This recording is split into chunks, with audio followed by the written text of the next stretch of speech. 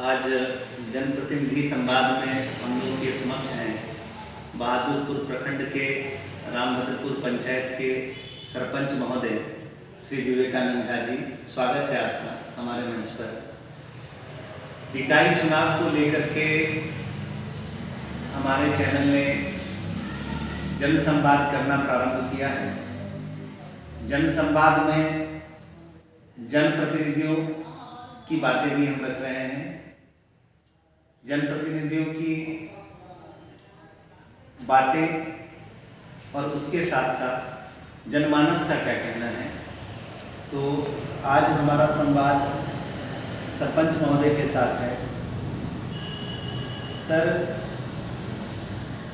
मैं पहला प्रश्न आपके सामने ये रखना चाहता हूँ कि अभी अभी दुनिया, देश और पंचायत गांव एक बड़ी आपदा से गुजर भी रहा है। तो ये जो कोरोना काल था या बाढ़ भी आई है, इस तरह की आपदाओं को लेकर के पंचायत प्रधान की जो भूमिका रही, उनकी भूमिका से पंचायत में निवास करने वाले सभी नागरिक लाभान्वित हुए, संतुष्ट हैं। और आपने उनकी भूमिका का अवलोकन किस तौर पे किया है? देखिए, बाढ़ आई, कोरोना काल आया, पंचायत प्रधान का जो दायित्व था उसमें पूरी उपयोग। हमारे यहाँ सेंटर बना क्वारंटाइन, तो न उसमें भोजन की व्यवस्था सही, न रख रखाव की व्यवस्था सही था, न बिछौना था, न रखना। तो पंचायत प्रधान का उसमें तो यही भूमिका थी कि पैसा कितना से कितना हम देते, वाउचर क्या बना क्या नहीं बना ये तो हम नहीं जानते हैं, लेकिन लोगों का कहना है और हमको भी विश्वास होता है कि उसमें घोटाला हुआ। अगर 5 कम्बल आया, 25 कम्बल लिखाया, अगर 5 किलो चावल लगा तो 15 किलो लिखाया। तो इसी तरह की व्यवस्था थी। बाढ़ की बात है तो बाढ़ में सरकार कहा जो 6,000 रुपया फसल क्षति, उसका क्राइटेरिया, उस क्राइटेरिया को ही भत्ता बताते हुए अपना जो इनका खास लोग था उसमें एक परिवार ने 2-3 भी कर दिए। और ऐसा भी परिवार था जिसको सोलहनी छोड़, उसमें तो ये नहीं था इसको छाटना है, इसको नहीं छाटना। कोई बहुत बड़े आदमी थे तो उनको नहीं देना था, लेकिन अनुश्रवण समिति के बैठक में तय हुआ जिस परिवार का एक सदस्य भी गांव में है, घर में है, उसको मिले। लेकिन ऐसा नहीं किया। ये उसमें से नाम काट है, अपना मन चाहे लोगों को से उसमें नाम भेजे, यही इनका क्रियाकलाप। ये तो बीते हुए कुछ महीनों में जो इनके क्रियाकलाप रहे हैं उसके संदर्भ का प्रश्न था। अगली जिज्ञासा ये है जनमानस लोगों की कि बीते हुए विगत 10 वर्ष तक ये पंचायत प्रधान के रूप में रहे हैं जो अभी वर्तमान हैं, उज्ज्वल कुमार झा। तो इनका जो रोलिंग स्ट्रेटजी रहा है, जो इनके शासन की योजनाएं जो रही हैं, उन शासन की योजनाओं में आपको त्रुटियां दिखी हैं या इनकी शासन की जो पद्धति थी, तौर तरीके थे, उससे आप प्रभावित हुए? आम जनता इनके तौर तरीका से नाखुश और होना भी चाहिए। इसलिए ये तो कोई तौर तरीका नहीं, ये तो मनमाना, जो भी स्कीम आए उसको मनमाने ढंग से चलाए। एक भी सड़क इनका 10 वर्ष के दरमियान एक भी सड़क जो बना वो 6 महीना में। और हमारा तो ये कहना है कि कोई भी पदाधिकारी जा करके एक सड़क का जो सबसे बढ़िया, सबसे मजबूत भी कहते हो, उसी को जज निकल जाएगा। कुछ नहीं है, सिर्फ लूट हुआ है, इनके द्वारा कोई काम नहीं हुआ। उसमें भी मनमाने ढंग से जहाँ आवश्यकता थी वहाँ नहीं किया गया, जहाँ नहीं आवश्यकता था वहाँ किया गया। रोड इस ढंग से बनाया गया जो गांव में जब तक पानी गिरा हुआ था, 6-6 महीना पानी जमा रहता, जिससे बीमारी होने का भी संभावना रहता है।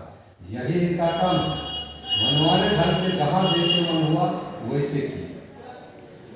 इसीलिए विगत 10 वर्षों में इनका पूरी अगर काम का अवलोकन हो तो 0 पॉइंट इनको मिलना चाहिए। और मैं ही नहीं, ये जनता, पंचायत की 90% जनता का यही समझ है। हम जहाँ से देखे हैं, लोगों में जो चर्चा होती है उसके मुताबिक यही होता है।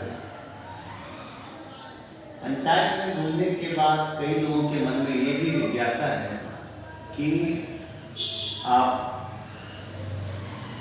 एक और जुडिशरी डिपार्टमेंट देख रहे थे, न्याय प्रधान थे आप, सरपंच के पद पर आसीन हैं, और आखिर किन बातों से प्रेरित होकर के आपने कार्यकारिणी समिति के पंचायत स्तर के पदेन अध्यक्ष का चुनाव लड़ने की सोची है?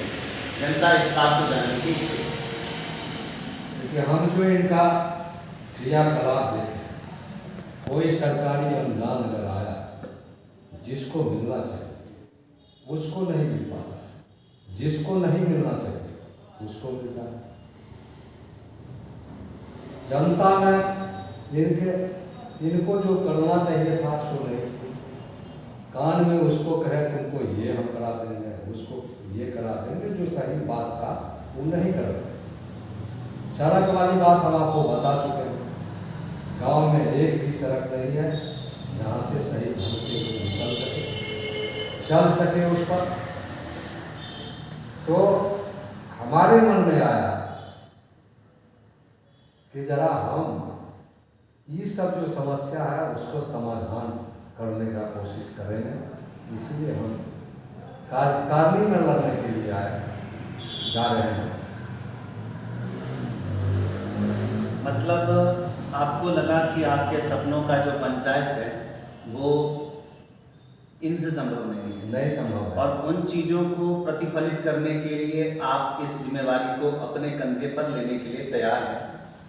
हाँ, इसलिए आपने यह तय किया कि आप कार्यकारिणी समिति के पंचायत के प्रधान जो हैं उसके रूप में आप इस बार चुनाव लड़ेंगे।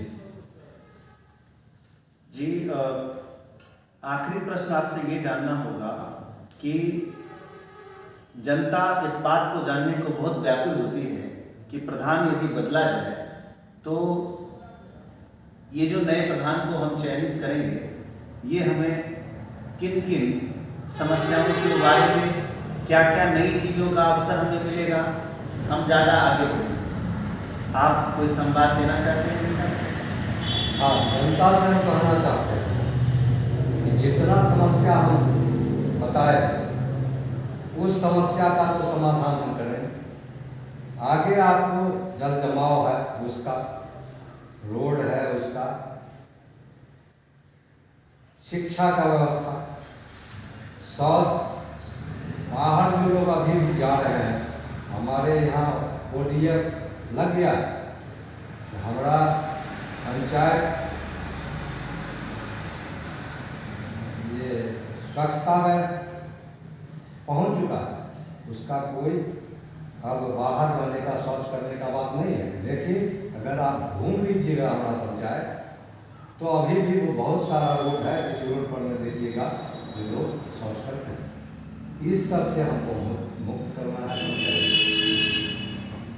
युवा पीढ़ी को बढ़ाना, उसको आगे बढ़ाना, उसके लिए हम कोशिश करेंगे। ये केंद्र जहाँ कई तरह की व्यवस्था हो, शिक्षा की हो, पढ़ाई की हो, खेलकूद की हो, चारों तरफ चौमुखी विकास के लिए एक केंद्र युवा का चाहिए, जिसकी स्थापना हम कोशिश करेंगे कि वो उसमें युवा आवे और भाग। धन्यवाद। समय दिया। जनता के बीच से अगर और भी प्रश्न आते रहेंगे तो आपके बहुमूल्य समय की फिर आवश्यकता पड़ेगी हमारे चैनल को। एक बार पुनः आपको बहुत बहुत धन्यवाद, आपने अपना समय दिया।